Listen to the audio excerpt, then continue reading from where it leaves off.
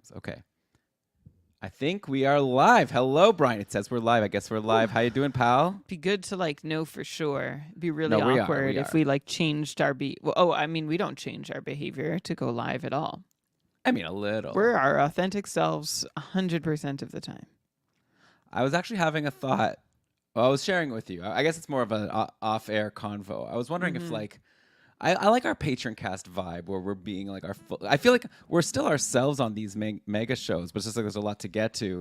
We don't have time to really like joke around, sort of just talk about, Digress. oh, what TV show did I watch last weekend? Oh, here's a funny story from my life. Like, I was thinking maybe for next season, Ça c'est vrai. some sort of like, I don't know. Maybe we should like lean a little bit more into, or maybe no one Or cares. that's just like, I don't know. if you like, That's just for the patrons. it's for the patron. We'll see. Oh, I wonder. I wonder if like we could become more like personalities a little bit. Like maybe that would make us stand out. I don't know. I'm just like thinking out loud here all the time. you have some great ideas. We're going to hash them out. All right, but for now we have like a whole good show of content here. Yeah, we sure do. Okay. So yeah. Okay. How about we do the show then? Thanks, I Taylor. think- Is in the I chat think here. we should- Taylor's going for the win. Probably do the show. I'm down. Like, I'm it's definitely down. just a good idea. Yeah. It says it's recording. I mean, it says you have low disk space like always, but it seems to always work out. I probably have some security setting that keeps it StreamYard- from knowing StreamYard what my hates you. disk space is. I'll show you I'm sure. disk space. You're like so secure. You're that's never an going to easy. get hacked. No one's ever going to access any of your private That, information. well, that's untrue. Yeah. I don't know. I'm sure I'm not even. you know, I at all. got my company does like phishing tests on us every once in a Okay. while. Yeah. And I clicked one a couple weeks ago. I was so embarrassed. It was so annoying. Did they know? Do they know when Yeah, you do right that? away I got like an automated email being like, now you have to take this like phishing test But course. does any human find out? Maybe. I mean, probably. No one said anything to me, but like, it was like early in the morning. I like had just sat down, hadn't had my coffee or anything, and it was like something like your Okta. You need to like reset your Okta password or something. And I was like, all right, I don't care. And I clicked the button. It's like you've been phishing test. I'm like, oh my god, I just sat down. I have to say my workplace did one too, and it was definitely, I didn't click it, but I did Google before I clicked any. I'm like, what?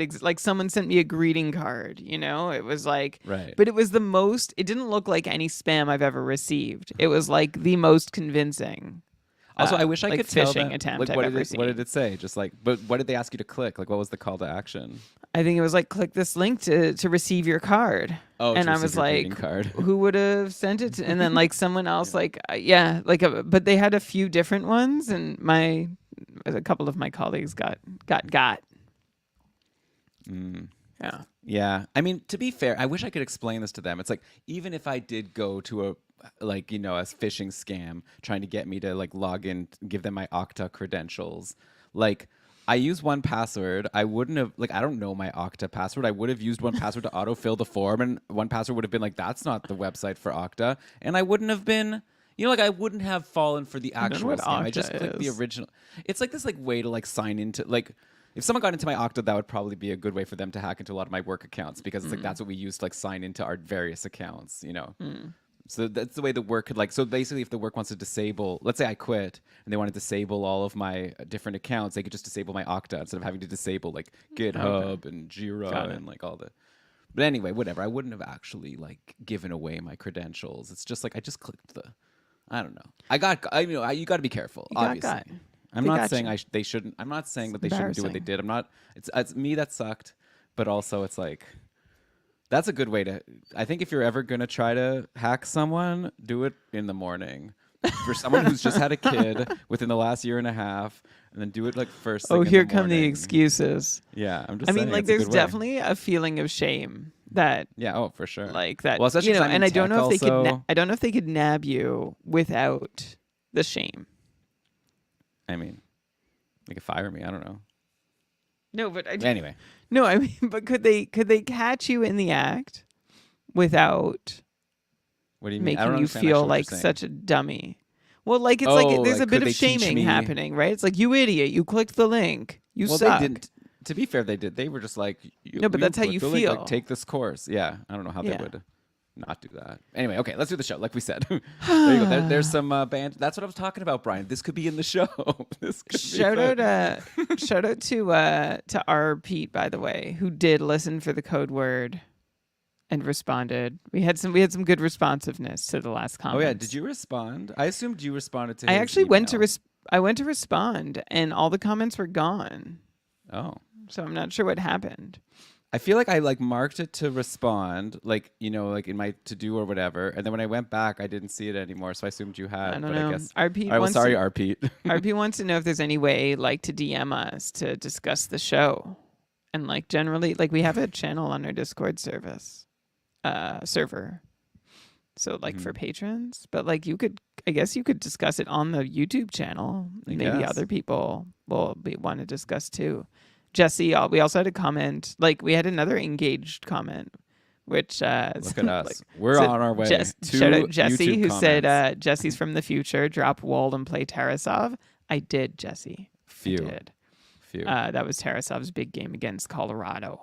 All right, we got our Colorado. sup boys from Andy, which means we Elon officially is have the green light to get Ready going. to go. Let's get this show on the road. Is Andy like subtly negging us by putting the 3 Zs as if like it's going to be a boring show?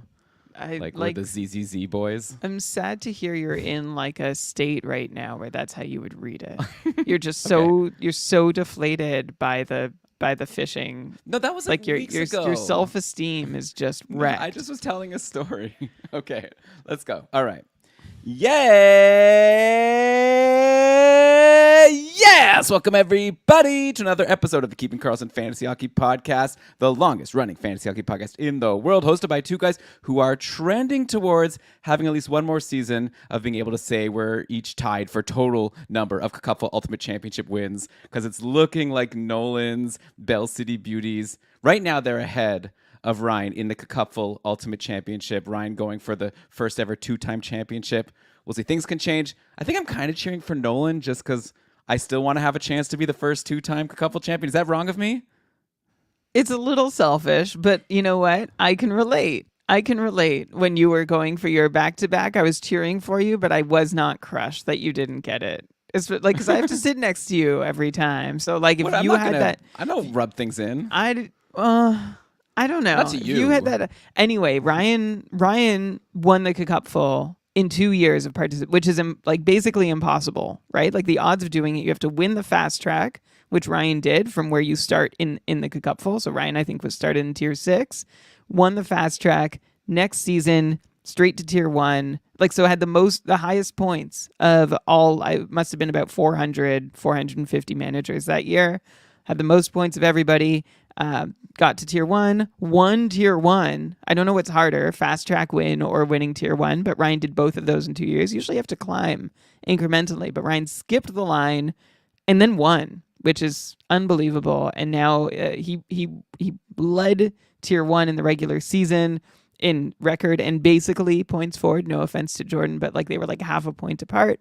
And now, yeah, Ryan's on the doorstep of being the first ever repeat champion. Well, no, he's losing. He's on the doorstep. Well, he's on the doorstep. He's still on the doorstep. All That's right, true. like he might be, But it's a high step. banging a little more desperately. I mean, doesn't have the key. Kirill Kaprizov with 2 goals and 1 assist, 4 shots and a block, 14.5 fantasy points against Chicago this afternoon for Ryan's opponent, Nolan. By the way, Nolan's first year in tier 1, so super impressive also if Nolan pulls this out. Had an amazing, like that's the difference right now. And we'll see if Jake Ettinger plays back-to-back, which I doubt he will. But if he Unlikely. does, then that might be a little bit of wind in Ryan's sails. Nolan just got a goal from Dylan Gunther, who's been great. That's 3 in a row. Points in 3 straight. 2 goals and 1 assist, 9 shots. So some clutch performances on both sides, but Ryan's running out of room to repeat. There's your tier 1 Cupful Ultimate Champ. I mean, this is the title of the best fantasy hockey manager in the world. So whatever happens, Ryan and Nolan are the best, but one of them is the best of the best.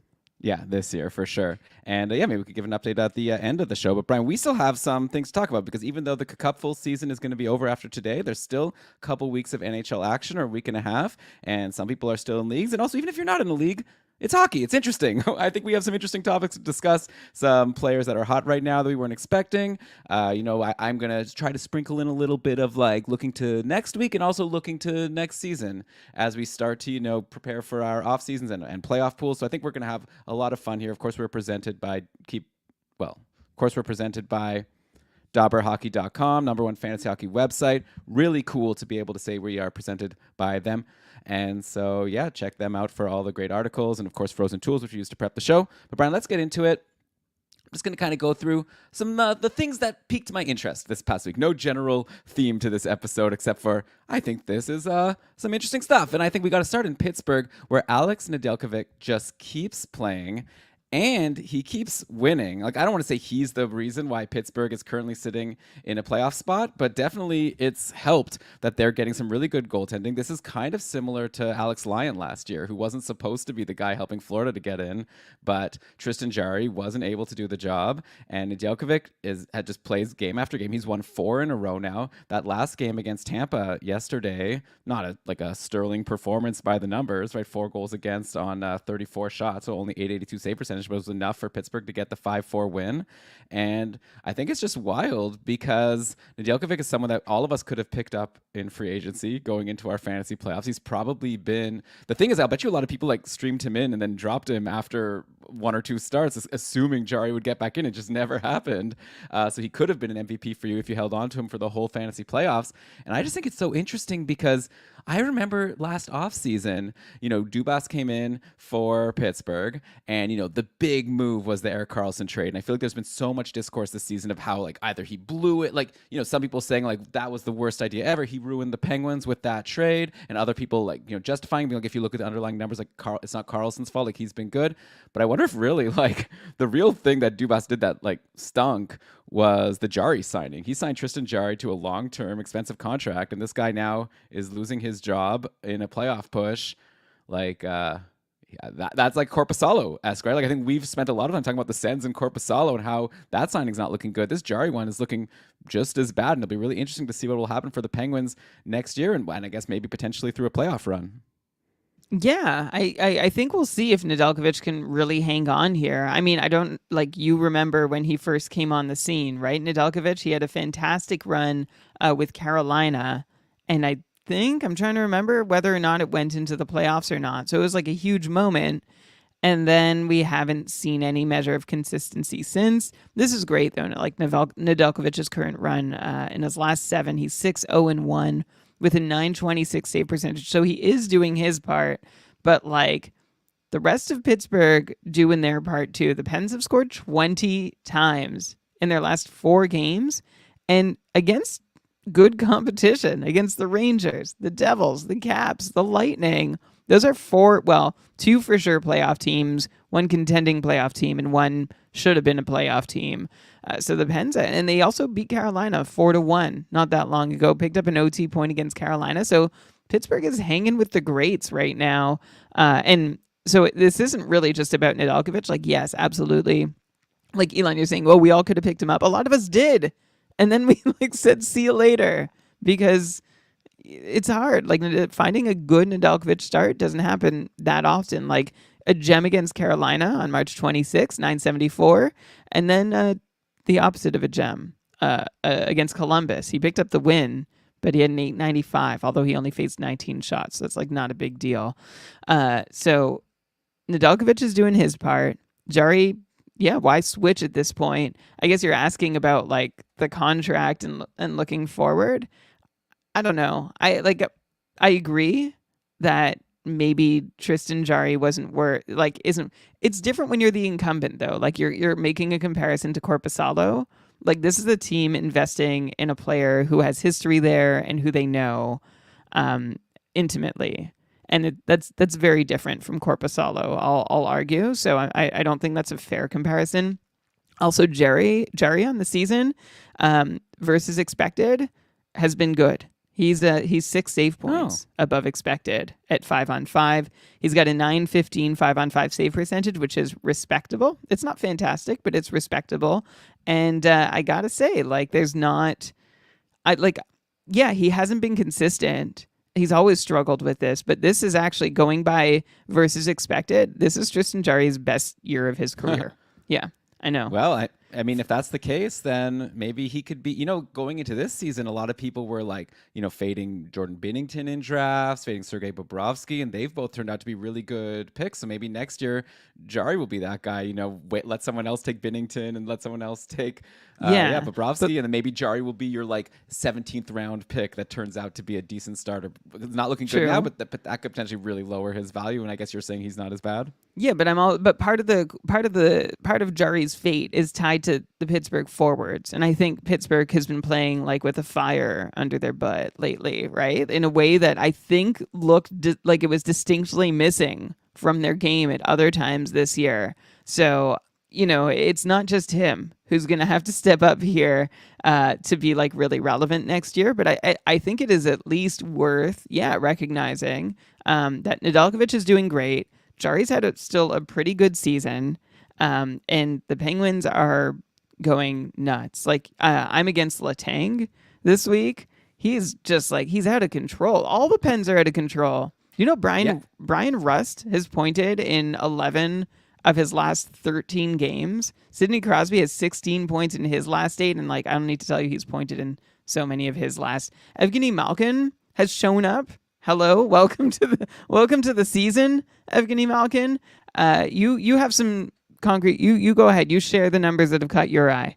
Well, no, I mean, basically what you just said. Yeah, it's like, I think Sidney Crosby, when I was about to say, like, Nedeljkovic just helping to get the Penguins in the playoffs, then I sort of took a step back. It's because it's really like, I feel like Sidney Crosby is willing this team into the playoffs. It's such an impressive streak. He just got his 40th goal. Like, he's got 16 points in his last 8 games, 2 points per game over these last 8. So that's a huge reason why Pittsburgh is in this. And yeah, like you say, Brian Rust as his wingman, that's great. And it's like, he's playing with the red hot Sidney Crosby, so of course he's hot. And it's wild. The Penguins, of course, we all know they traded Gensel because they assumed they weren't going to be in the playoffs. So why hold on to him if he's going to be a UFA?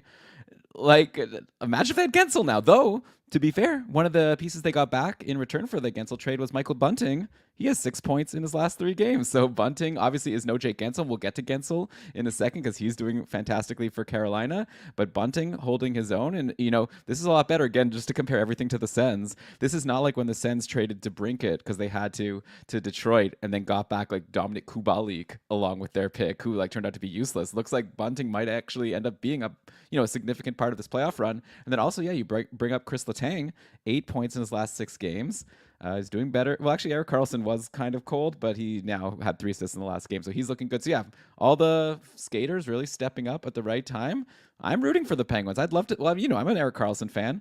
He let me down a little bit in fantasy this year, but I'm still hoping to see him go on a run. That would be a fun little Cinderella story for the Penguins here. Yeah. Well, what's really exciting is so right now in the NHL standings. I mean, you can look this up while you listen, and might be more up to date. But it's Sunday night, April 7th, and you've got everyone's locked in the East except there's 2 spots. There's 3rd place in the Metro, and there's the 2nd wild card spot. And so you've got the Isles, Red Wings, and Penguins at 85, at 84, and 83 points respectively, with 5 games left each. And then you've got Philly at 78 games but 83 points. So if all those teams ahead of them lose, they're all of a sudden like equal. And then you've got the Caps who have 82 points and a game in hand. So like there's a lot. They're winning today, by the way. Washington has 10 minutes to go. They're up 2-1 over Ottawa. I will tell you right now, one team that you can just forget about in this whole conversation, Philadelphia sucks. Like they're done. Like they just have totally, the wheels have fallen off. Their goaltending is terrible. We talked about Fedotov last week. Like he had a start. It wasn't good. All the tweets I saw was like, don't even blame him. Like this team is a disaster. Shams knows, as the person who helps me retweet for game day tweets, like there's a lot of Philly beat writers and like all of them are just like, this team looks terrible. Like they've lost it. So, but yeah, those other teams, a lot. It's exciting. Which is still a credit, right? Because this is how Philly was supposed to look all year. Mm-hmm. And it took 65 games for everything to really start falling apart. But yeah, they've only won 2 of their last 10. So Philly's in in big trouble. But so you've got the Isles, the Red Wings, Pittsburgh, and Washington all competing for 2 spots. They're basically tied in the standings with 5 games left. And Pittsburgh remaining on their schedule, they've got Detroit in game number 79 and the Isles in game number 82. So this could be a really exciting finish. And I have to say, like, yeah, I am also rooting for Pittsburgh because I want to see Sid and Gino do their thing as often as possible. Like, this could be it. I don't know if the Penguins can get to the playoffs next year. So let's go.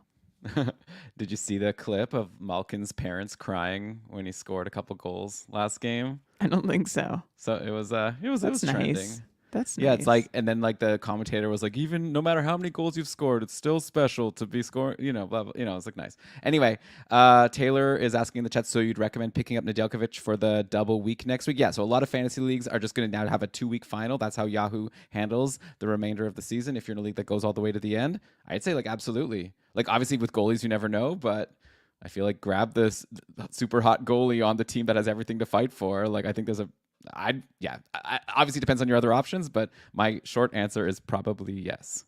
Do you concur?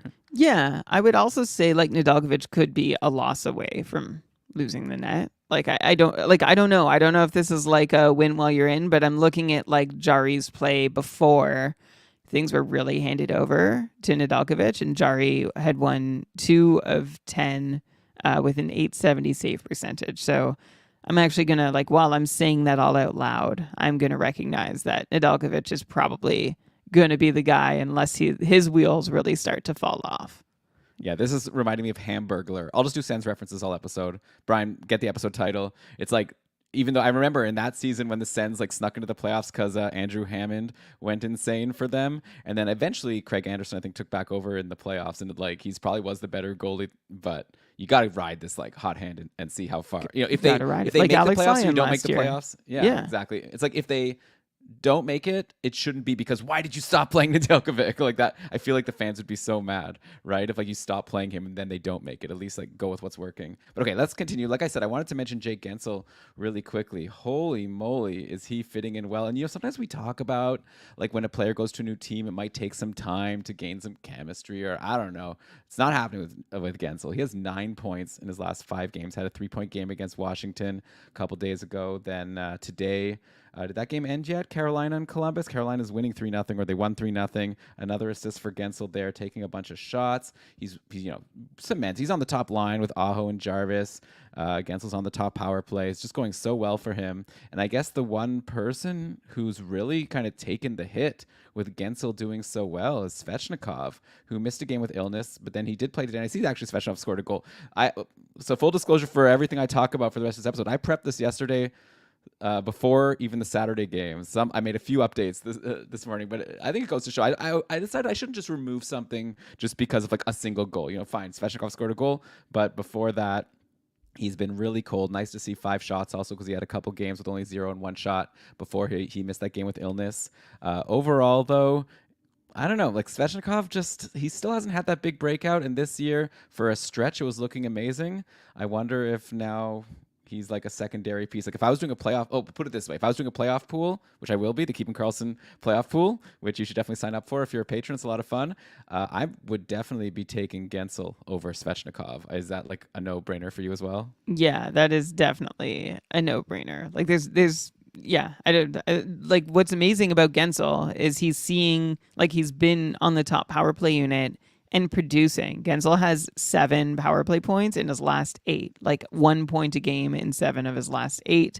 Like I could slice these numbers a million ways, and we'll be amazed. And I'm gonna take one liberty here, just because it's a blight on his record. Gensel's first game as a Hurricane, he didn't do anything against the Rangers. He had a shot. He played 15 minutes, but since then, Gensel's now played 13 games. He has pointed in 11 of them. He has, how many does he have tonight? Yeah, he now has 21 points in 13 games. Like I said, a bunch on the power play. 8 overall, 40, taking 4 shots a night. There's like, we're seeing like top of the line Jake Gensel here. And he's shooting like 11% too. So that's actually reasonable. This is the best we've ever seen Jake Gensel, and so I'm actually really curious to see if he can sustain it in Carolina. I think the power play points are probably going to taper off a little bit, and then we'll see like the usual 90 to 95 point pace Gensel that we're expected to. But yeah, good for him. And like you're saying, maybe unfortunate for Svechnikov, although I am just taking a quick peek here. So Gensel came to he started seeing like significant ice time around March 14th. Since then, Svechnikov is averaging about 2.5 shots per game and only shooting 3.5%. He has 3 points in 11 games. So like, give him a few more, but it's still not what you'd hope for, right? Like we want more from Evgeny, from Andrei Svechnikov than that. I feel like even if you give him a couple more goals, he'd still be lower than half point per game. And like even going into Gensel's arrival, like he was a point per game player, but he still wasn't taking shots the way that we would want Svechnikov to be taking shots.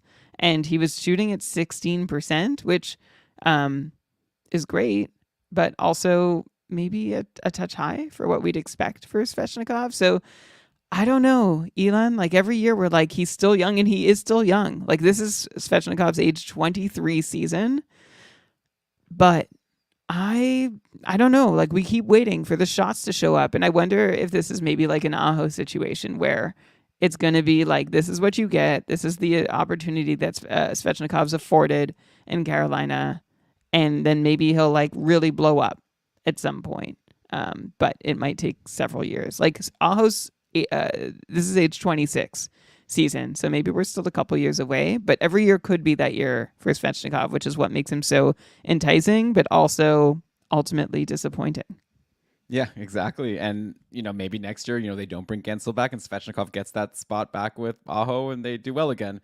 The lines obviously in Carolina change all the time. I think, Brian, if I were to say right now who's like the odds-on favorite to win the Cup, seems to me like with Carolina getting Gensel, to me that pushes them into being the favorites. Like it's just such a they were already such a dominant team and like it's such a huge acquisition. So yeah, I think that if I had to put my chip on one team right now, I would say Carolina. Of course, the East is tough, but that's my hunch at the moment. For who comes out of the East? No, who wins? I'm picking Carolina right now as the Cup winner. Oh, like all the way. Yeah. I just think it's such a huge improvement, and I feel like all these teams always get rentals every year, and they're always so like meh in the end, or for the most part. But this is like it's just an amazing team, and now with this huge, incredible boost, like superstar, maybe best player on the team now. Anyway, we'll see. Also, Gensel's going to make so much money next year. Like I'm so curious to see what his contract's going to be. Like 12 million a year, 11 million a year. Like if he continues like this, obviously we'll see how the playoffs go. But Brian, let's look at a guy taken one spot ahead of Svechnikov in his draft in 2018. Svechnikov went second overall. Of course, Rasmus Dahlin went first. He's doing just fine himself. He's never slumping. And, Buffalo keeps bringing in super high-end defensemen. Dahlin has slumped through the season. Okay, well, he's doing great now. I'm just... don't mess with my narrative. Okay, yeah, I'm sorry. Keep going. Yeah, 4 shots today, no points I see versus Detroit. Before that, he had 3 points in the previous 2 games. I just wanted to ask you, though, because you're right. Overall, I was actually about to say it. I'm looking at my notes here. Overall, though, he has taken a step back from last year. It was like last year was a huge breakout for Dahlin. He had a 77-point pace when before he had never even paced for more than like 55. And now this year, he's like, it's his second best ever season, but a step back from last year. Currently, he's now up to 57 points in 77 games, so a 61-point pace. Curious to get a gut check. Obviously, we can discuss more in the summer. Like, which is the real Dahlin? If you had to like predict for next year, if you want, is his projection going to be closer to what he's done this year, like a 60-ish point guy, or closer to last year, closer to a 75-ish point guy? I'm going to go with the 75-point Dahlin because, I mean, anytime we've talked Buffalo all year long, I've mentioned the power play, and Dahlin at this point has 20 power play points in 77 games. Last season, Dahlin had 32 power play points in 78 games, and I really think that's all that's happening this season is the power play in Buffalo has just not converted. They're shooting under 11.5% after shooting 17.5% last season. And I would expect a power play to be shooting closer to that 17% mark than the 11.5% mark that they're currently at. The power play looks as dangerous as it was last year. The pucks just aren't going in. Dahlin's gotten his goals, but he hasn't gotten as many assists, and that's because there haven't been as many power play goals on the whole. Like even just it was the story of the start of the season, and also the story of the last couple months. Going back to the start of March, Dahlin has 2 power play points in 18 games, which is not normal for anybody playing regularly on a top power play, which there were a couple games where Dahlin wasn't on the top power play within that, but just a couple. So I'm hoping everybody else at my draft table sees him as like a 60, 65 point guy and like maybe upside for more, but too risky to draft amongst the 70 point players. And I will happily draft Rasmus Dahlin amongst the 70 point producing defensemen. Ah, there you go. Okay, so like Jari, maybe more than meets the eye this season when you look at the underlying numbers. A little bit of bad luck there on the power play. Nice to see Tage Thompson ending the season strong. He scored a power play goal today in the 3-1 loss. Alex Tuck has been doing fantastic. One guy that might be available to people, JJ Paterka, has really gone on a run. No points today. He did take 3 shots. Before that, he was scoring a goal in almost every game since like around 7-8 games ago. Tons of shots for Paterka. He's been on the top power play. This is a guy who I think is a great add, you know, if you're going into next week's matchup. But also, I think for next year, it's going to be so fun to try to. He's going to be a tough guy to project, right? There's a lot of. We're going to talk about a few of these, you know, first, second year players. I guess maybe Paterka's like a 3rd year player. No, he's 22 years old. It's second. It'll be his he third got a couple season. games. It'll be his 3rd season next year. Yeah, it's going to be tough to project. I feel like he totally could be one of these candidates where you get him just late enough and then he's, you know, really breaks out.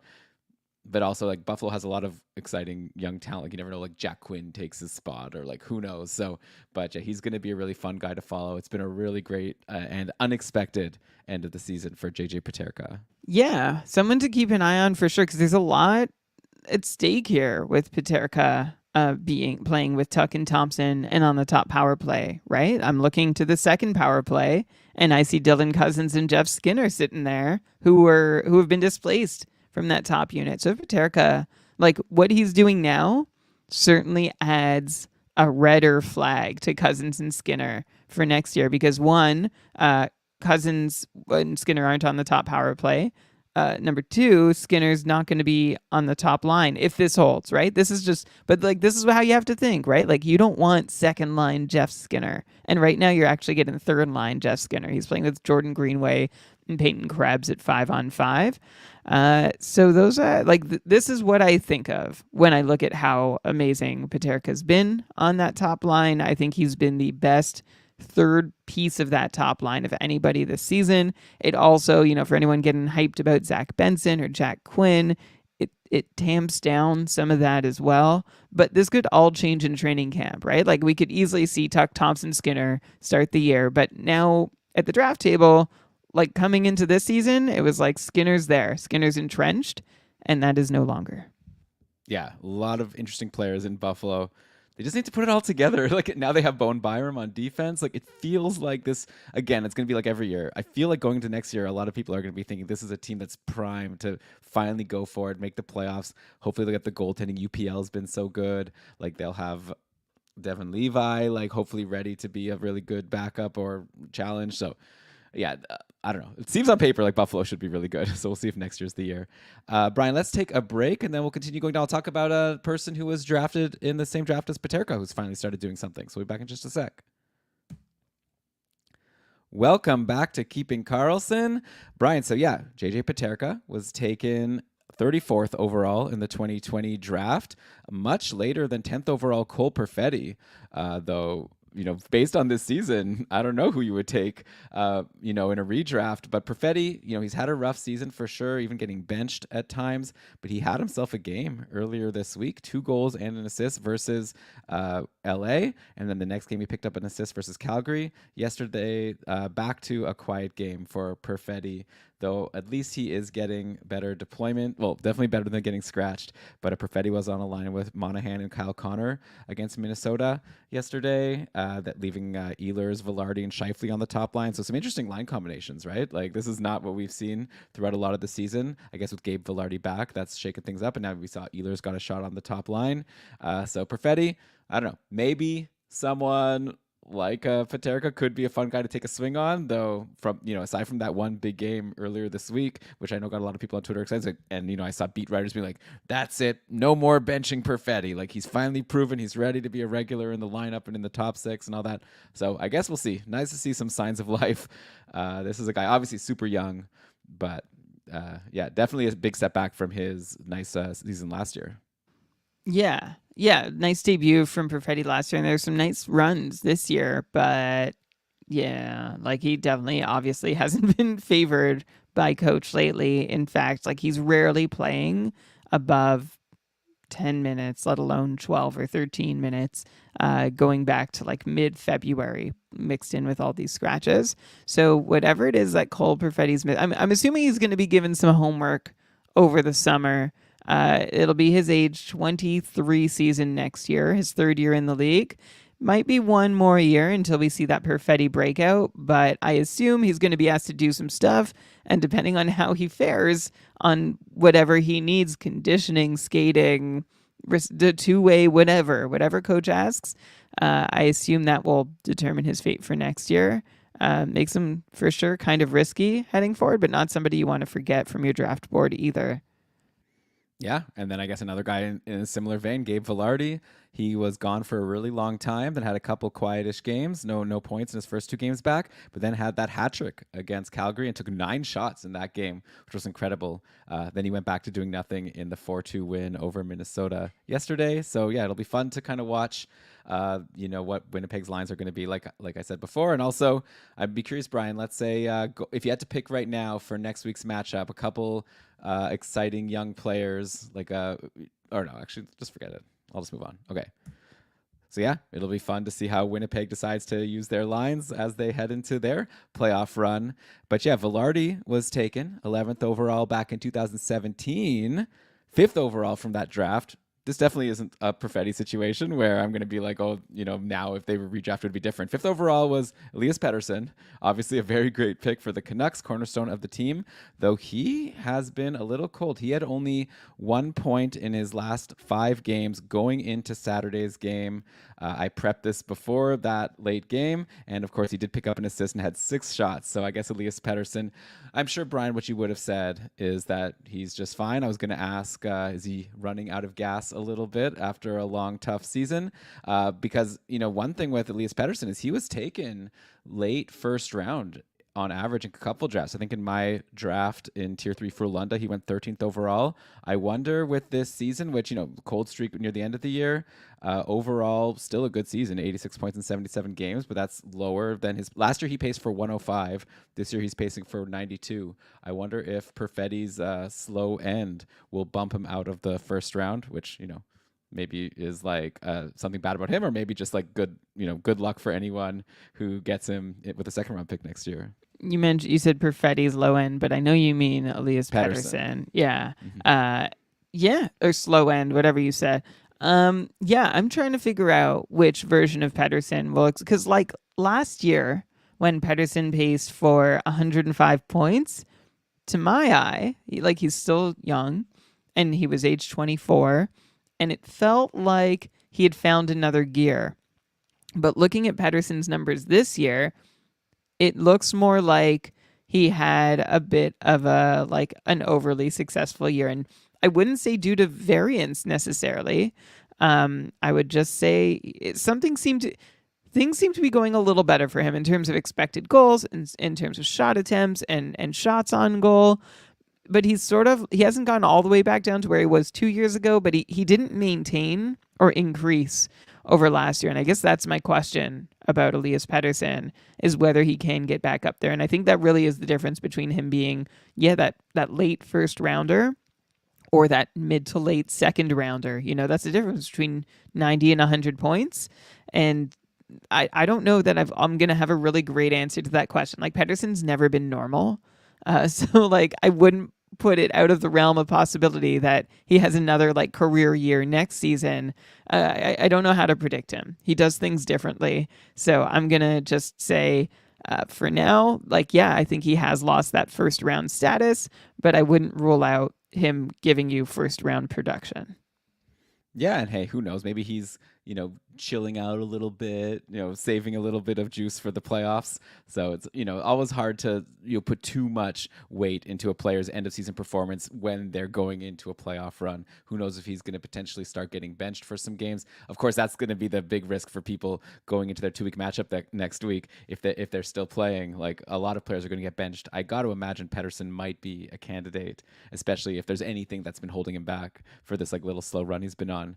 But okay, another player who was drafted super high, who's like really let his managers down in these fantasy playoffs, is Ryan Nugent-Hopkins. And again, this is something I wrote before he exploded yesterday for a goal and 2 assists versus Calgary. But before yesterday's game, RNH had only 3 points in 12 games. Basically, was silent for the whole fantasy playoffs. This is a guy who was coming off this like breakout monster year, 104 points, getting taken in like late second, early third rounds in a lot of leagues. Got to imagine next year that's going to be much, much, much lower. I feel like, Brian, we've been hard on Evander Kane on this podcast for a lot of the season, talking about what a bust he's been. Haven't really talked much about Ryan Nugent-Hopkins, who, different level of bust. He still is like pacing for 70 overall, but a huge letdown. Definitely a different level of bust. I'm not going to call Nugent Hopkins because Nugent Hopkins has still been consistently productive for most of the season, 70-point pace, which is really still the top end of Nugent Hopkins' career outside of last year. And last year, what happened for Nugent Hopkins is he scored on 18.5% of the shots he took, which he'd never done before. A lot of that scoring came on the power play, 15 power play goals for 53 power play points. So that's a bit more of the story for Nugent Hopkins this year. Nugent Hopkins' shooting percentage has regressed. He's got 18 goals, which is pretty much in line with what we could have expected based on his career history. His shot rates haven't changed. He is getting I think he's taking a bit of a hit at 5-on-5 in points participation. So there's some unfriendly variance there that's keeping him from being at 75 points. But really, what we're seeing is Nugent Hopkins just not contributing on the power play the way he did before. And I have to think that is because of the way they're running it with Zach Hyman. I feel like that's a factor.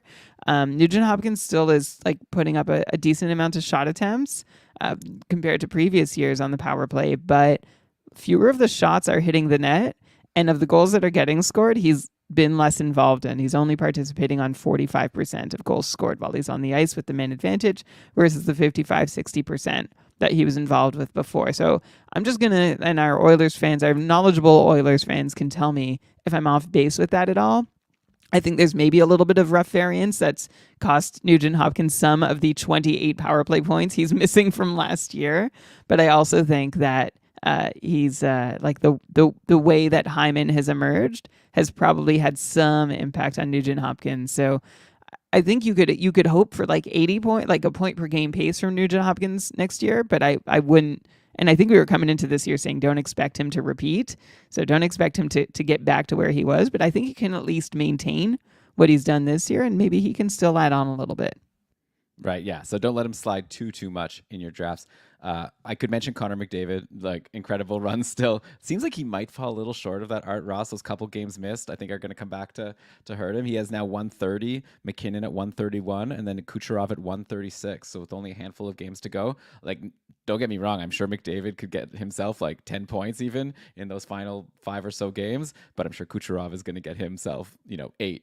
So it'll be tough for McDavid to make up this difference. The one guy on Edmonton that I just can't believe is still going is Matthias Ekholm, and I know I just brought him up recently, so I'll just repeat my holy cow with this guy. He had a goal and an assist against Colorado a couple games ago, up to a 48-point pace, which is right around where I was projecting him at the start of the year, and then I totally lost faith after the slow start, and then he's been insane since. So good for Matthias Ekholm. I'd imagine he's taken in the majority of leagues where unless it's super shallow. Yeah, I feel like this is probably impacting his draft order next year, just in that he'll be the second Oilers defenseman taken instead of Darnell Nurse.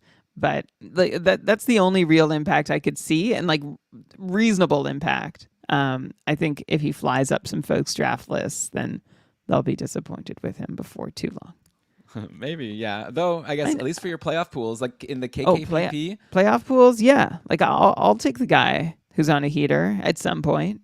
Yeah. yeah. I mean, because we're for the way it works, by the way, is each round everyone's drafting for just that round, and everyone gets 10 picks. It's like has to be at least 2 defensemen and then 1 team, and then I guess 7 forwards. So you're gonna have to grab a couple D at some point.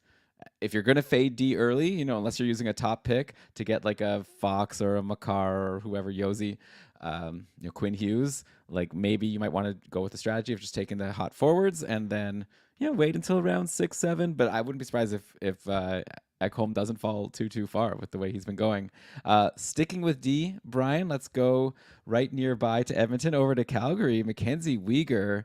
We talked about him. We just did a patron cast, by the way, on Wednesday. For everyone listening, if you're a patron, definitely go check it out. I had a really good time. I think Brian and I really let loose. But I think it was like I don't know. I don't know exactly how much correlation there is between if I had a fun time and if it was a good show. But to me, it was a great show. But I think didn't like when listen I go to back or anything. concerts, when the band has fun, I have fun. There you go. Yeah. Okay. So yeah, I thought it was a fun show. And we did talk about Mackenzie Weegar, and I brought up he's top 5 this season in Cupful in terms of average points per game for defensemen. So this is a guy wasn't really on people's radars because he had a bit of a down year last year in his first year with Calgary. Only 31 points in 81 games, was only taking like 2 shots per game. This year it's like totally flipped. He's currently got 48 points in 76 games overall, taking 2.5 shots per game, so an extra half shot per game. Also, just recently, Uyghur really, has been a playoff MVP for people who were able to get into their fantasy playoffs. 8 points in his last 6 games, taking shots, like so many blocks. Like you look at the blocks column and the shots column, there's no way to tell which is which, right? If you obfuscated it, like it could be even the hits. one. Toss the hits in there. That's true. Yeah. Even the assists a little bit. So yeah, Uyghur has just been so good, and he'll be a really fun guy for next year, right? Like, because on one hand, you could just believe in this and be like, yeah, I think this is like a top 5 to 10 defenseman next year. Though I do remember similar guys. First of all, one being Mackenzie Weegar a couple years ago after last year in Florida, where he was looking like this. But he's doing even better this year, right? In that season, he had 44 points. This year, he's pacing for 52. But yeah, I do recall, when we were really excited about Jacob Chychrun after his breakout, or even Jeff Petrie. I'm curious, Brian, do you think is he more of like a Chychrun, Petrie, and 2021-22 Weegar, or is this like a guy who is going to be once again this valuable next year? I'm trying to parse your Chychrun weak Petrie thing. Like, are you saying is he more like how they were good and then they weren't? Yeah. Is that what you're okay? Like, is he going to be a risky pick next year? I mean, I see some comparison there because Uyghur's shooting 10% this year. He's got 19 goals on 192 shots, and that's like shooting 10% for a defenseman. That's big usually, and for Uyghur himself personally, a good year is when he shoots half that. So, you can chop off by regressing his shooting percentage. You can take away like at least 6 or 7 points right there, and then he's back down to a 45-point pace.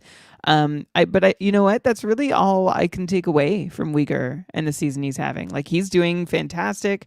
I would look at him next year. Like, if he can keep this up, like it's really in this like category filling where he's been super valuable, like hits, blocks, shots.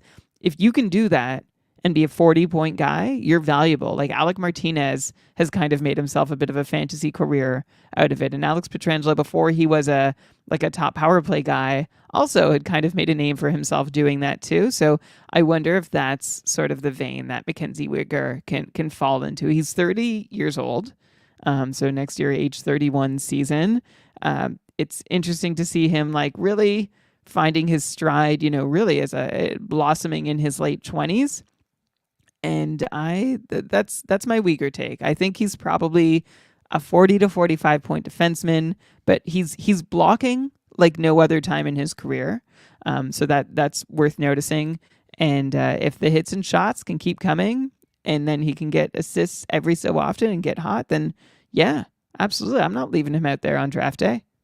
Yeah, and I think an argument to him being more than a 40-ish point guy is he's been on the top power play lately, right? And Noah Hannafin's gone, so it's only Rasmus Anderson as competition, and maybe this bump of Anderson for Uyghur is real. Like this stretch of 8 points in his last 6 games, you look at the game, like he's been on the top power play for this time, and 4 of these 8 points are power play points. So he's doing well on that top power play. So obviously that'll be something to watch going into training camp next year if he's holding that. But obviously that makes a big difference. Just like what you said about Petrangelo, his career kind of changed and he became super valuable when he took the top power play. So maybe this is what's happening to Uyghur at actually a similar age. Also in Calgary, I've got to bring up Andrei Kuzmenko, who has been like, I don't even know.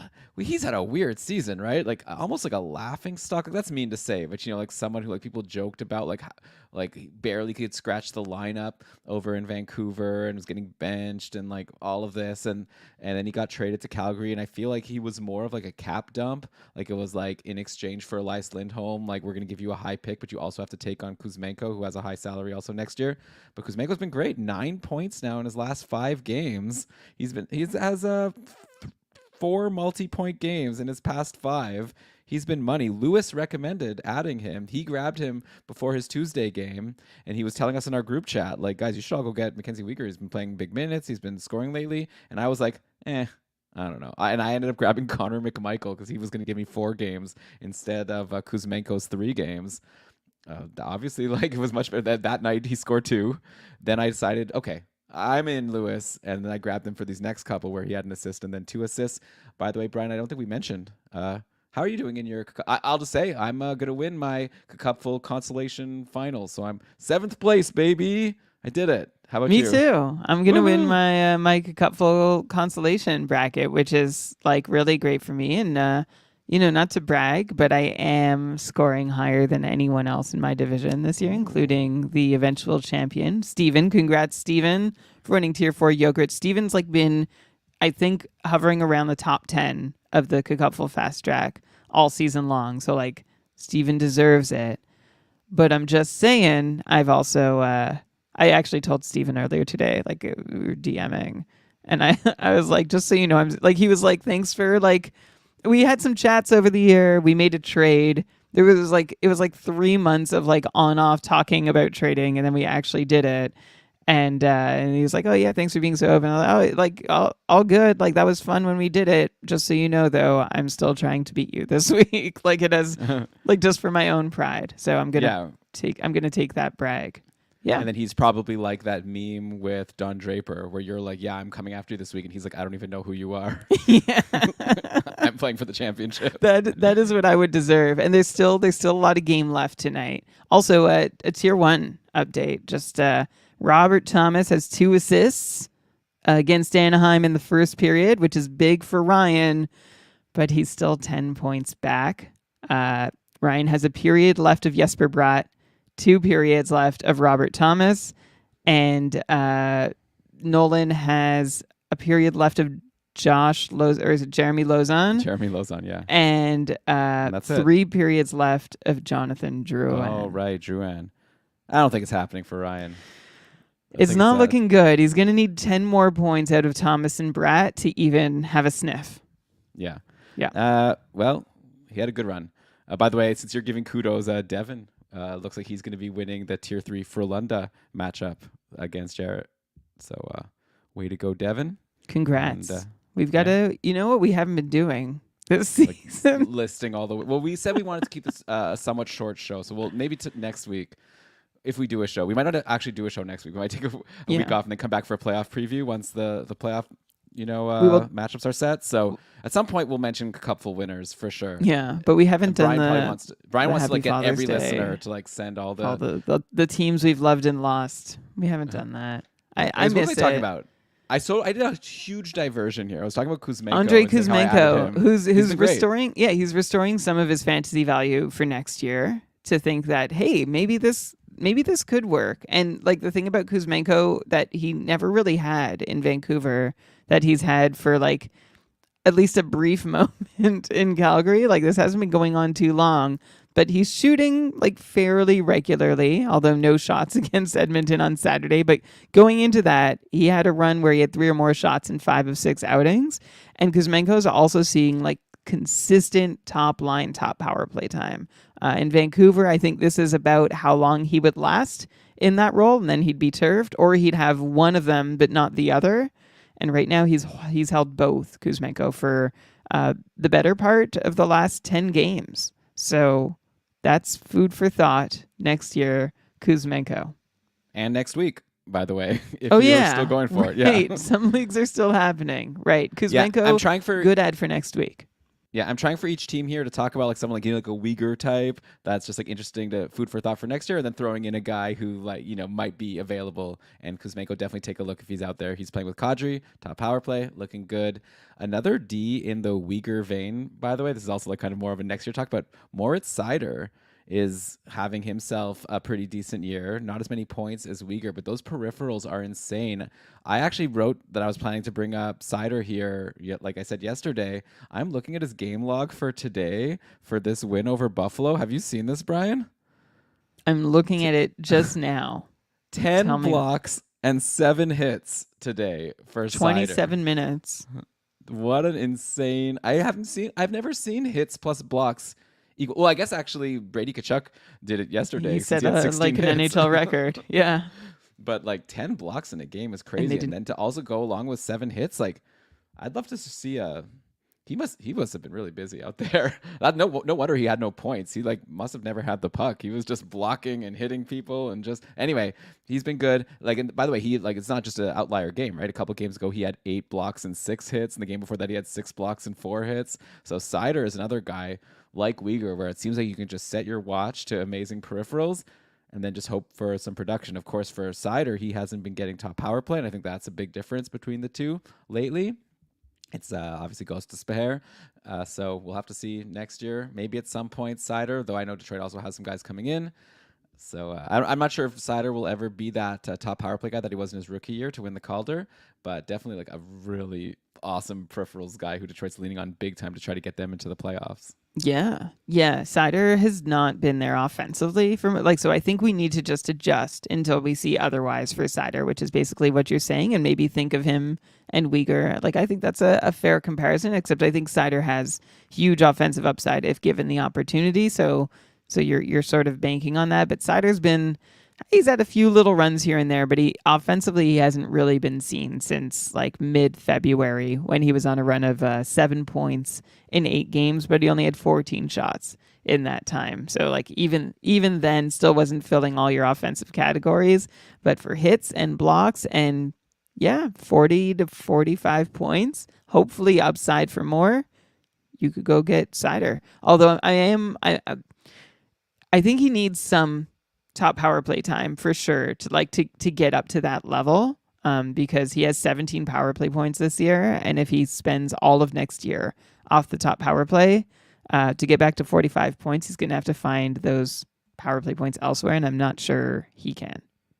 Yeah, Gostisbehere is a UFA after this season, so who knows if Detroit brings him back. But also, for those keen listeners, maybe you caught that I was like struggling to remember the name of these D prospects. I was just like, I said vaguely they have some D prospects. It's a Simon Edvinsson who is probably going to come at some point soon and also challenge for that top power play. So even if Gostisbehere doesn't come back, it's not like Cider has it guaranteed.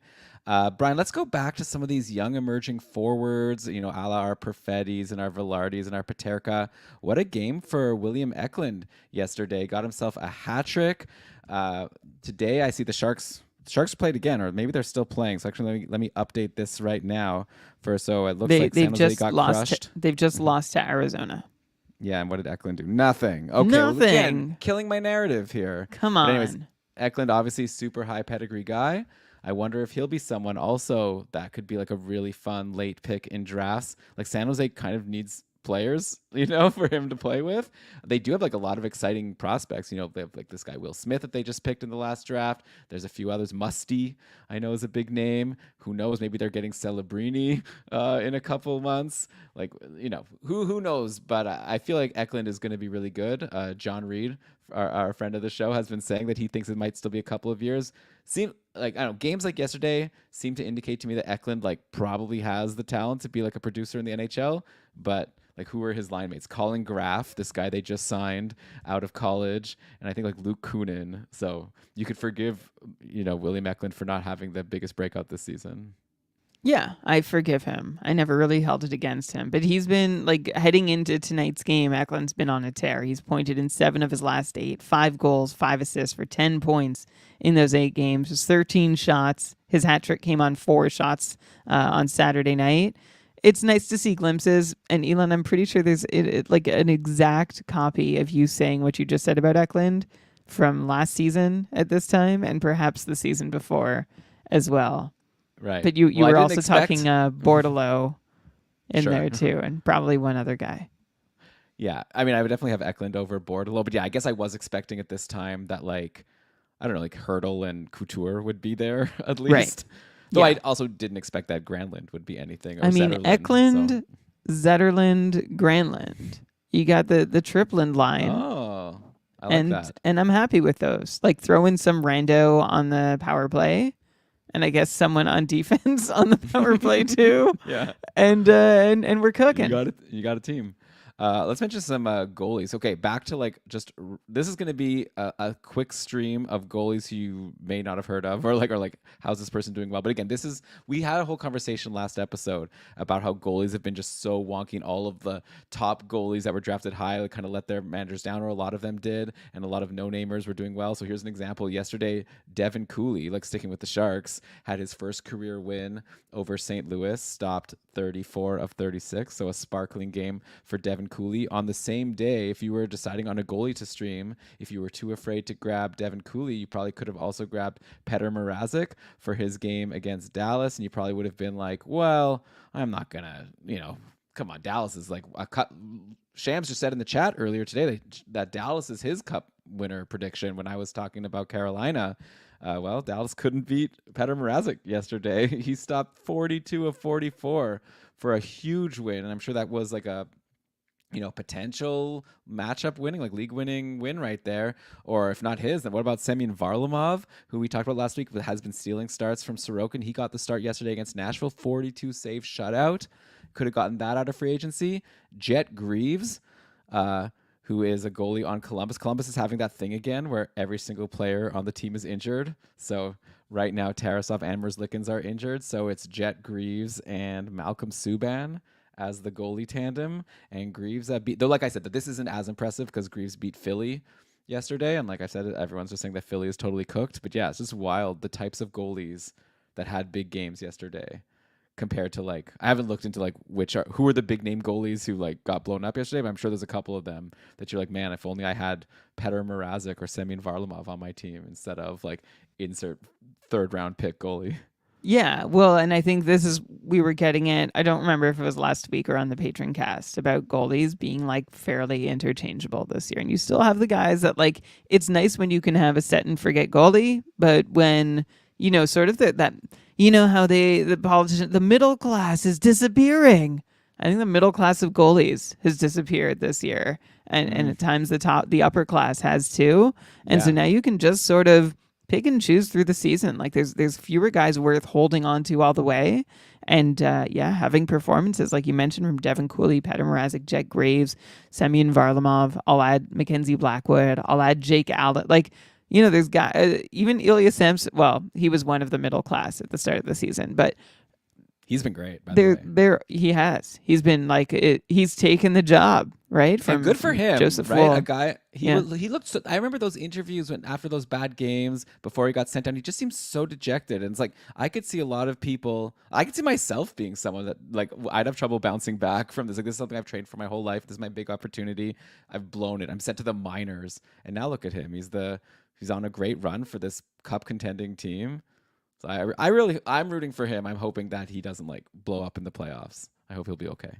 Yeah, me too. I mean, we only have so much faith, but that's the point, right? And just seeing that I think it's just instructive, right, about how we handle goalies next year to see that there's a real rotating cast of which goalies are helping or helpful or can be helpful. And Mrazek and Varlamov aren't necessarily surprises either, right? Like Mrazek has been kind of doing well all year, and Varlamov, we mentioned last week on the show, is getting a bit more of a turn.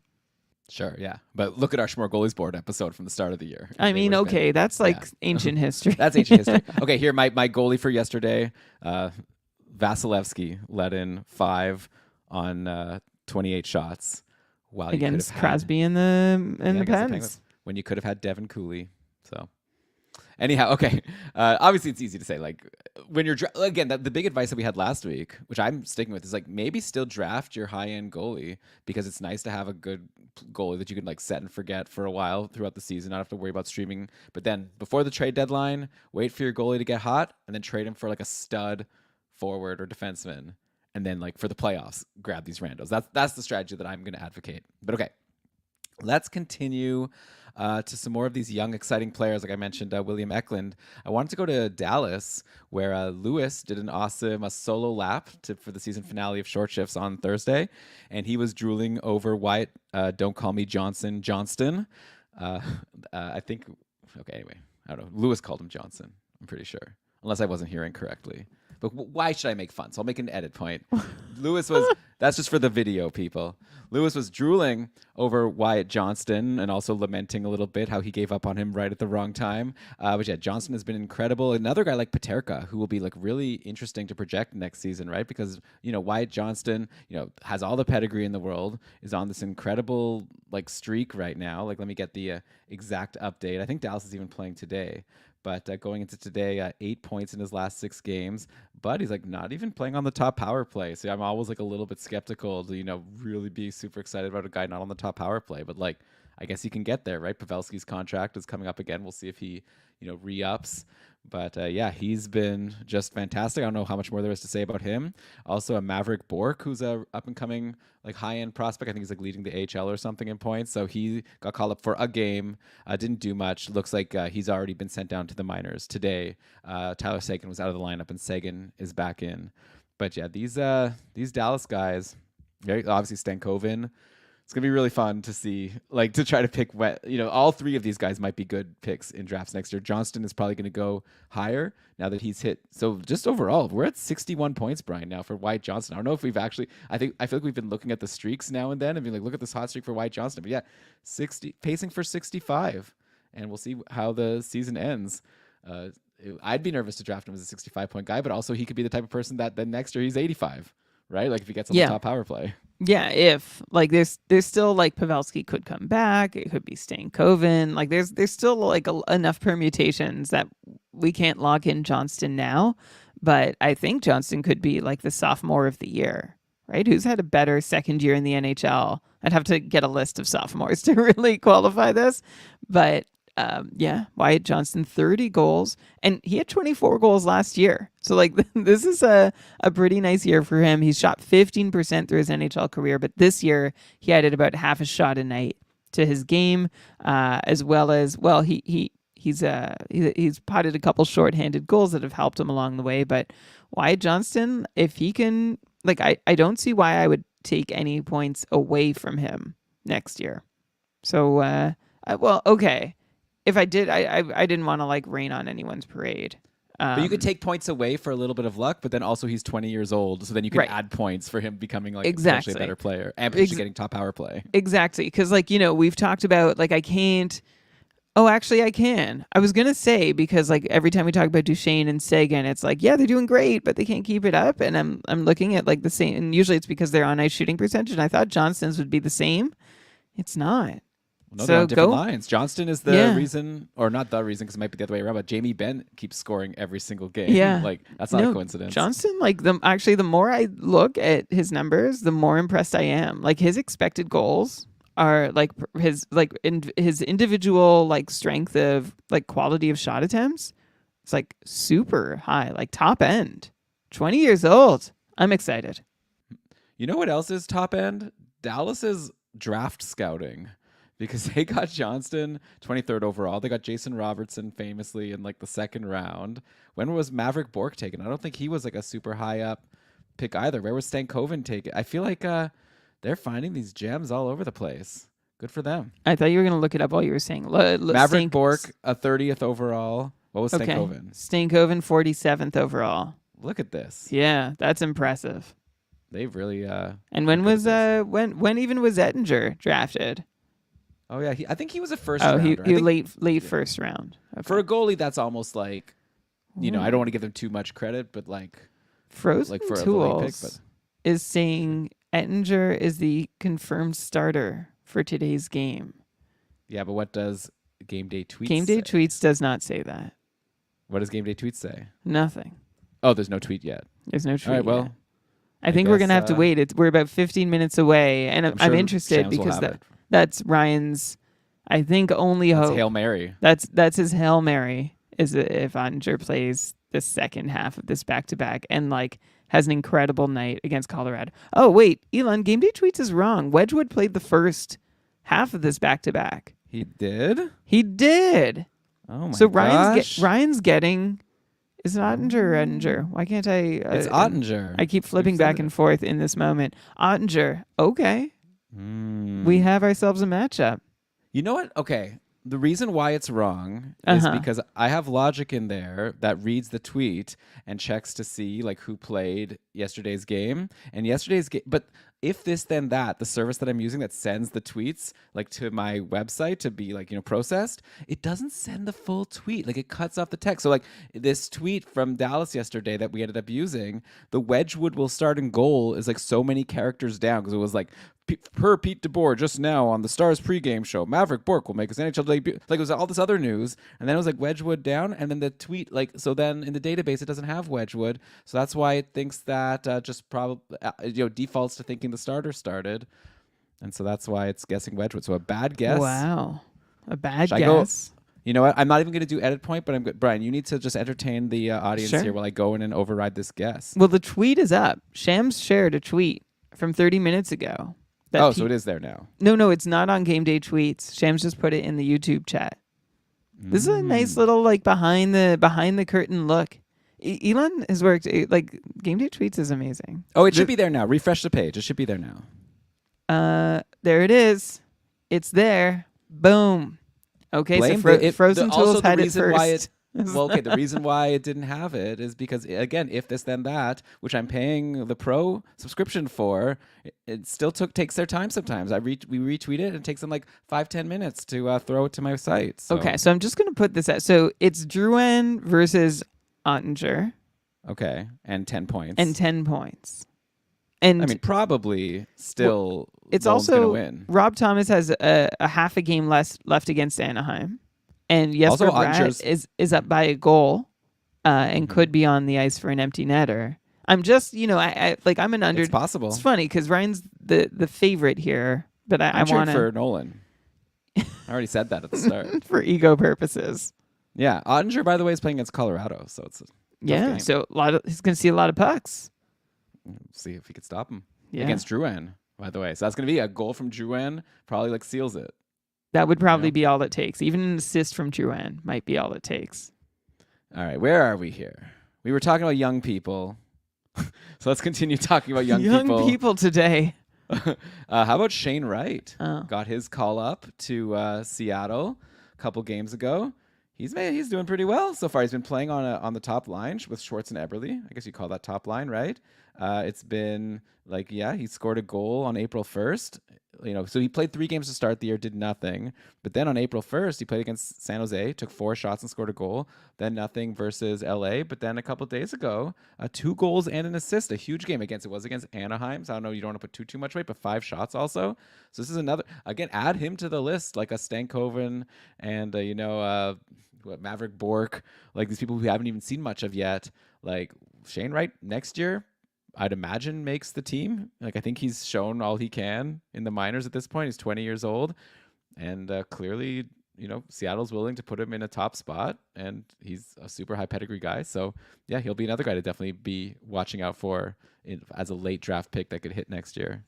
Yeah, as much as anyone in Seattle. Like that's the difference. I think there's probably more offensive upside from anyone in Dallas or like in most of the 32 NHL cities in Seattle. But it is it's great to see Wright take he didn't do anything in the second game of his call up, but sandwiched like the bread of that meatless sandwich, 4-shot outing and a 5-shot outing, 3 goals, 1 assist, and it's nice to see Shane Wright like come up and show confidence and readiness, and that like not just showing it, but clearly being enabled and allowed to show it. Because this is a side of him we didn't really get to see in his start last year. And for what it's worth, The AHL, he hasn't been dominating. Shane Wright has 43 points in 56 games. 20 of those are goals.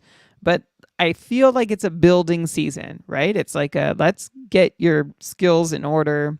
Maybe there's a reason he fell from first to fourth, and now like he's a work in like a mini reclamation project. So I hope for only great things from Shane Wright.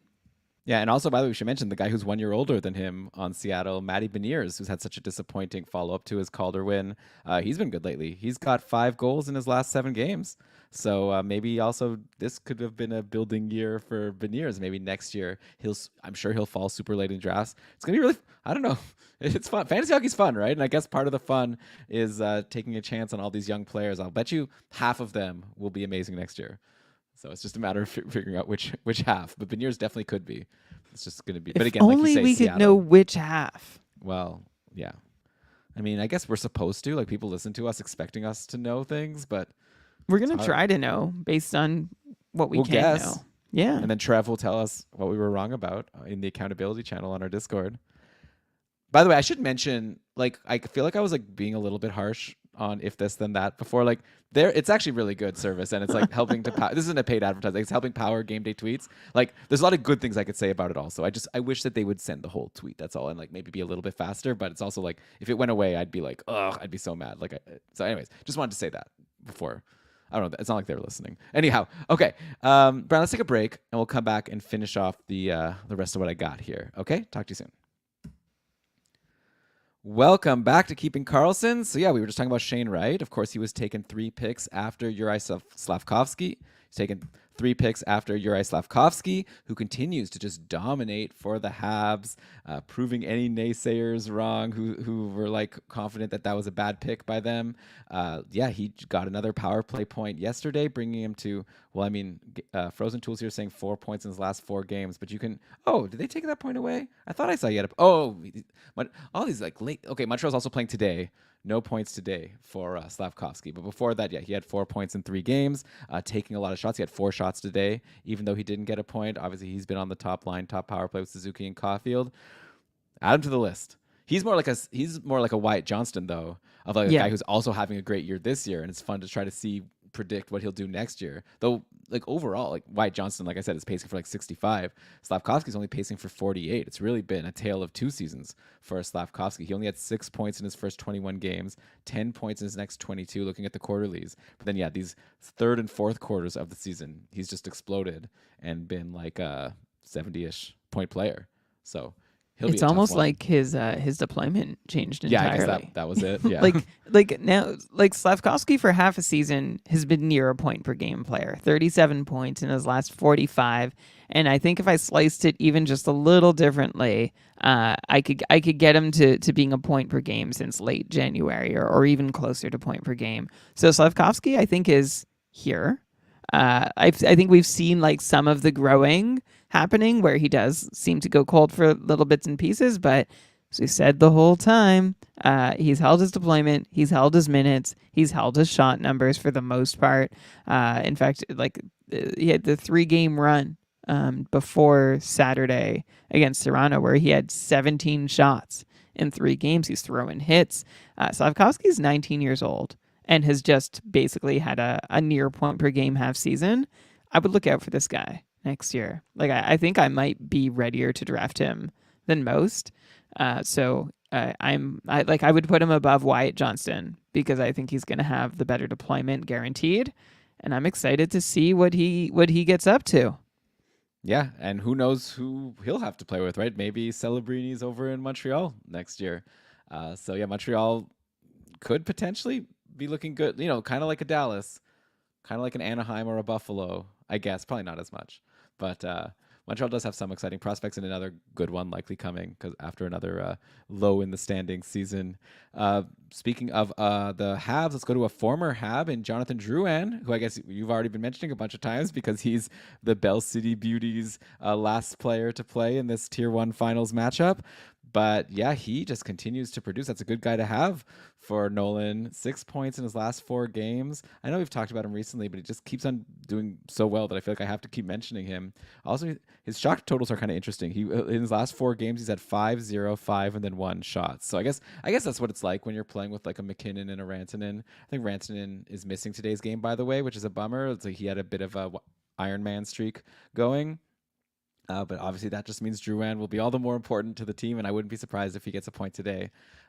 It's too bad because like with Nichushkin back, I was all excited, Brian, to like start talking about the lines and trying to predict where things are going to land. But now, obviously, with Rantanen out, everything will go into flux again. So we'll have to kind of wait and see how things shake out in Colorado as they're finalizing this lineup before hopefully for them, just everyone's healthy when it matters in a couple weeks. But even if they're not, what Colorado's seeing is that like in a year where we were like, oh, Colorado's looking a little thin, they're not. They've survived it. So and they added Casey Middlestat to the mix too. So I think Colorado's in pretty good shape to see that they can, because like players are going to get injured. Players are going to get tired over the course of the playoffs. For whatever it's worth, nobody asked, but Zach Parise playing his part. Zach Parise. Which means you were playing. Mention him. I just have to. It's Obviously. like it might be my last chance, Elon, to mention Parise. Yeah, playing his part, which is like bottom 6 minutes, and I don't think he's like being terrible. So good for him. Yeah. Maybe a good locker room presence. Well, that's he's got a ring, Elon. He does. Wait, with does New he? Jersey. Yeah, I think he won with the Devils. Yeah, he was with them for a while. You'd imagine. There were a couple years where he was supposed to have won with the Devils. Okay. Yeah. What do you mean? Like they were doing well. Oh, I see. I don't know if he's won a. I'm gonna try and figure this out. He's going for his Ray Bourque moment. Win a cup in his last season with Colorado. But okay, some fun fact, since I've been talking about draft picks, do you know that Colorado right now has 3 players taken in the same draft, all in 2013? McKinnon, Nichushkin, and Drouin, all taken in the same draft. First McKinnon, then Drouin, then Nichushkin, all like in the top 11, I think. And now look at that. 8, 10, what is it, 2024? 11 years later. Holy cow. Time flies. 11 years later, here they are going for a cup together. A couple other notable players that we've talked about in this episode that were taken in that draft. Jake Gensel, Tristan Jarry. 2013 draft is a lot of these players are very important to their teams going into this final stretch before the playoffs. Another guy taken in that draft was Shea Theodore. And I did want to mention that he's actually had a change in deployment over in Vegas. If you recall, like when Drouin came back from his injury, he was scorching, doing so well, and he seemed like such a lock for the top power play, especially with Pietrangelo injured. But if you recall, there was a trade at the deadline, and Vegas acquired Noah Hannafin, and for the last few games, it's been Hannafin taking top power play. By last few games, it looks like just the last 2 games, but hey, that's enough. He scored also a power play goal against Vancouver, then nothing in the game a couple days ago against Arizona. So definitely something to watch for the rest of this year, and maybe for playoff pools. Like maybe Theodore isn't the sure thing top power play guy that he seemed like for a lot of the season. And also good for Hannafin. If Hannafin's available, that's your potential ad for next week if he's out there in free agency. Nothing wrong with a top power play guy on a team that is getting back Tomas Hertl. He's been in practice lines. Actually, let me just, before I throw to you, Brian, I know I saw this on Game Day Tweets earlier today. The Vegas practice lines today, Barbashev, Eichel, and Marchessault, and then Stevenson, Hertl, and Amadio. The Mantha, Karlsson, and Dorofeyev. Mark Stone's going to get in there at some point. But yeah, that'll be fun to see what Hertl can do on his new team. Yeah, I'm looking forward to it. I don't know what to say about Theodore and Hannafin, in all honesty. Like, I think it's good you noticed, and I guess we'll watch to see what happens. Like, I don't know what, like, I guess maybe Vegas, they're just trying things out just to like see what they just to what see, their options right? are. Yeah. I think teams do this, right? Like, especially heading into the playoffs, just to see what else is going to happen. And Hannafin is not under contract next year, right? So we don't need to think too big about this, but let's at least watch. Yeah. I mean, Vegas is going for it, obviously. They don't care about next year. They're going for the repeat. Every single year. And I think that people might sleep on them based on how they're doing lately, but this is a team that doesn't currently have Hurdle and Mark Stone, and I won't be surprised to see both of them on the starting lineup for the first game of the playoffs. So keep that in mind when you're, making your fantasy drafts for the playoffs. Also, Brian, William Karlsson is hot again. I feel like this is like definitely deja vu. Every once in a while, I'm like, hey, Brian, William Karlsson. Currently, he has 9 points in his last 6 games. That's not the deja vu. That's actually the true facts. Scored a goal and assist in the last game against Arizona. And usually I say that to you, and then you say, he won't keep it up. So is that what we're doing again today? Sorry. Yes, that's what we're doing today. Okay. All right. So another guy who's been hot and cold all season, a lot like William Karlsson, is Kirill Marchenko over in Columbus. And Columbus had a game a couple days ago with Gaudreau out, I think with an illness. They had it was a really wild lineup. No line A, of course, no Jenner, no Gaudreau. Both of their goalies are out. It just happens every year, like I mentioned before. But yeah, Kirill Marchenko had been holding his own on this line with Texier and Sillinger. And let's see, I think that Columbus is also playing today, so we can see an update. Yeah, now for these since I wrote this, he played 2 games yesterday and today and no points. So I guess this is the story of Marchenko this season. Before that, he had 3 straight games with a goal, 5 points in 3 games, and then now pointless in 2. Probably someone you can roll the dice on for next week if you're going for the championship. Maybe now the pattern will continue and he'll have another couple goals in the finals matchup. Hard to predict. He's obviously a good player. Also, only 23 years old. I think this is a guy that you might want to look at for drafts next year. Later in the draft as a potential breakout. Yeah, just a 43-point pace for Marchenko in his second NHL season at age 23. There's room to improve here, though, right? We've seen flashes of what Marchenko can do, and Columbus is a bit of a mess, so I'm going to give him credit. I'm going to give him 1.2 points for every point he's gotten in Columbus this year, just because they seem harder to get there. I'm being generous. I'm trying to be generous. But Elon, I agree. I'm happy to have him on my radar. I'm interested to see how I feel about him heading into next year, whether he is a late round flyer, somewhere around the 200th pick or beyond, or is actually just a free agent who I'll add when Columbus has a good schedule, but he'll be top of my watch list.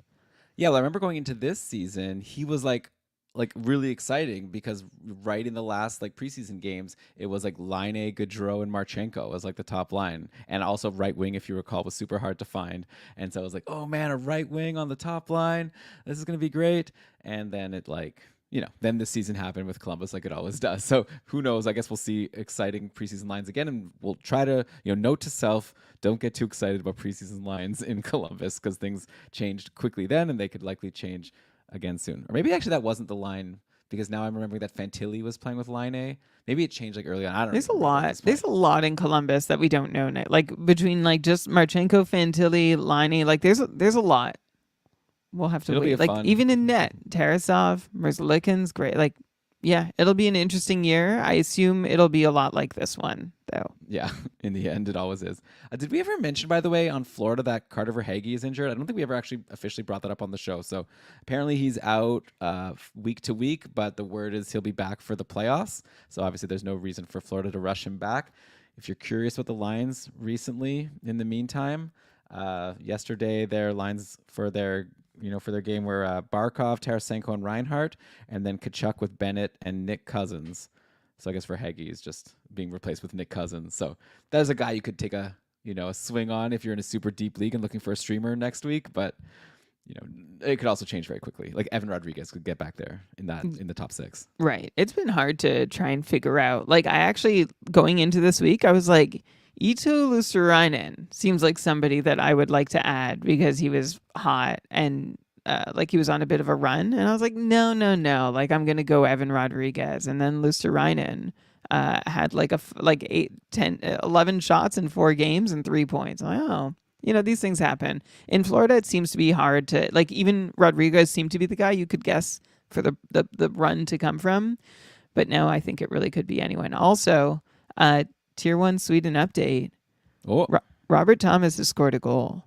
Oh, no. So what's the score now here? Ryan is down by about 4 3/4 of a point. And he's got Ottinger versus Drouin. He's got Ottinger versus Drouin. Nashville just scored, which also I'm not sure if that like that extends the New Jersey game where Jesper Bratt is playing. Like if you can get Jesper Oh. Bratt to 3-on-3, like I'd be excited about that. Okay. And yeah, I take it back what I said. I jinxed. I think you Nolan's gonna jinxed Nolan. listen to this show and be like, "Bro, why did you say What are you that doing? at the start of the show?" I have to redo my intro now, so Nolan never hears this. Sorry. This is going to be exciting. Well, he's obviously rooting for just Drouin to score against Ottinger. That's what, or not Ottinger, against Georgiev. No, Ottinger. No, Woof, against sorry. Andre. Yeah, he's rooting for Drouin to score against Ottinger. That's going to be the difference there. It's just going to be a I think head-to-head anyone matchup. to score against Ottinger is gonna like, Yeah. especially Drouin. But if you can just like, if Colorado can score like 3 times on Ottinger, That's- I feel like, well, we'll see what happens. We'll keep everyone posted through the. Yeah. It's very like I Well, think the show's this is over, the most. Brian. This Oh. is it. This is the most exciting, I think, final we've had. Yeah. Yeah. I'll be checking in throughout the night.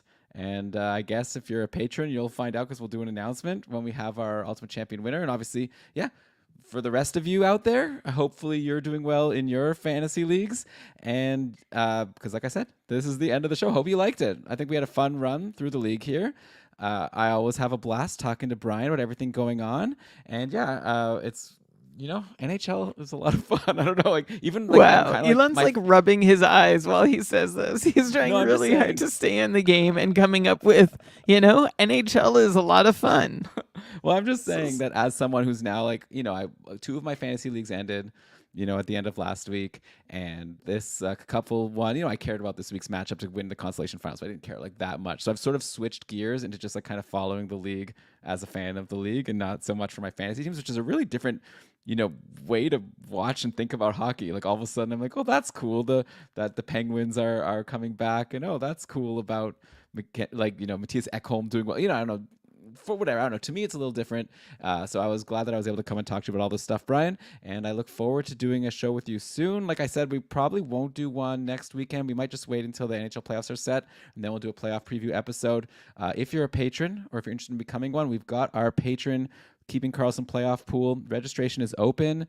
Any patron is eligible to play, and we definitely invite you to come. It's always a lot of fun.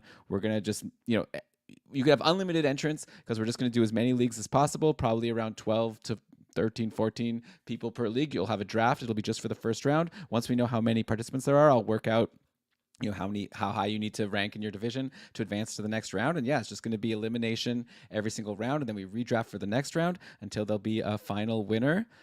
So yeah, definitely check that out, keepingkarlsson.com/patron, or if you're already a patron, check out the announcements channel in our Discord, and I'll probably make a more prominent announcement soon, maybe a dedicated channel. Just make sure you sign up, and also I'll post a Google sheet of the people who have signed up in case you're worried you're not sure if you signed up or not.